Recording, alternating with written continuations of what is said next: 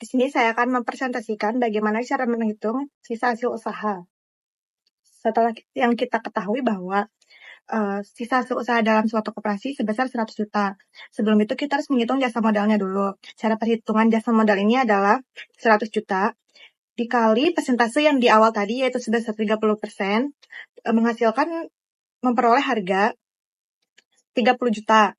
Lalu kita mencari jasa anggota. Nah, untuk mencari jasa anggota ini kita harus mengetahui dulu rata-rata simpanan dari setiap anggota, yaitu dengan cara yang tadi 10 miliar simpanan seluruh koperasi itu dibagi dengan jumlah anggota koperasi yaitu 15 orang, menghasilkan dana sebesar 666.660.666 rupiah.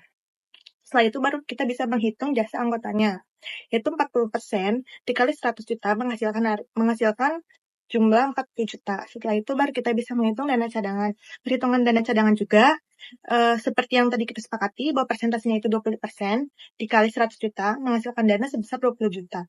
Dan dana lainnya juga sebesar 10% dikali 100 juta menghasilkan dana 10 juta. Setelah kita mengetahui semuanya, baru kita bisa menghitung jasa modal dan jasa anggota per anggota.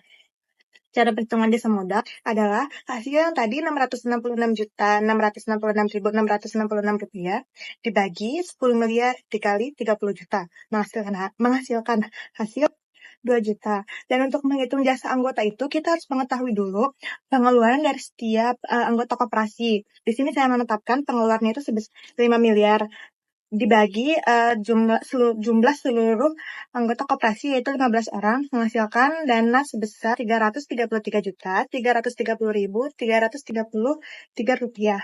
Dan untuk menghitung jasa anggota yaitu 333.333.333 rupiah itu dibagi 50 miliar dikali 40 juta menghasilkan dana sebesar 266.666 rupiah.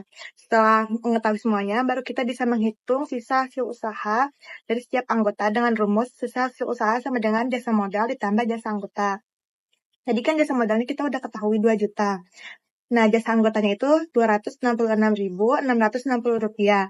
Jadi sisa hasil usaha itu memperoleh dana sebesar 2.266.666 rupiah.